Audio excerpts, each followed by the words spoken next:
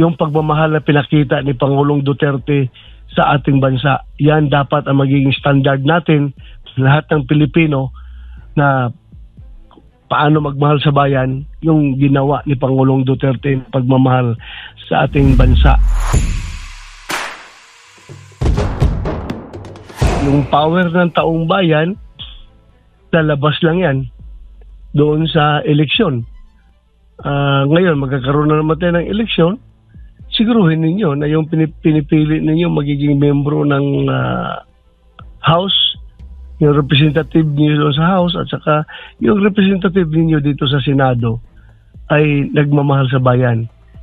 Hindi yung nagmamahal sa sariling bulsa, hindi nagmamahal sa sariling kapakanan, sariling interest, kundi ang minamahal talaga dapat yung buong bansang Pilipinas. Kung kayo magtanong paano magmahal sa bayan, well, wala akong mapakita sa inyong concrete example kung paano magmahal sa bayan.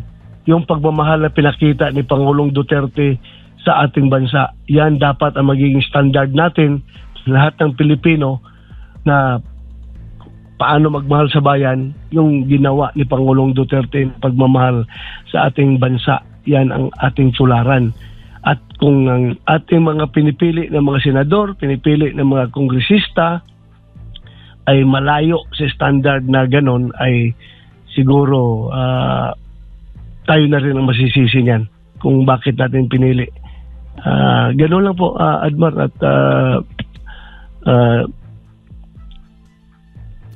sino kasama mo dyan, Admar? Jade. Ha? Si Jade po. Jade, Senator. Admar at Jay. Ganun lang dapat, ganun lang masasabi ko sa ating mga kababayan.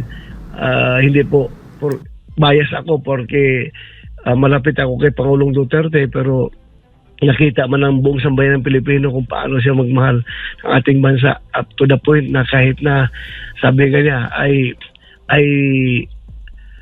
I can rot in Tagalogin na lang natin, no? I can rot in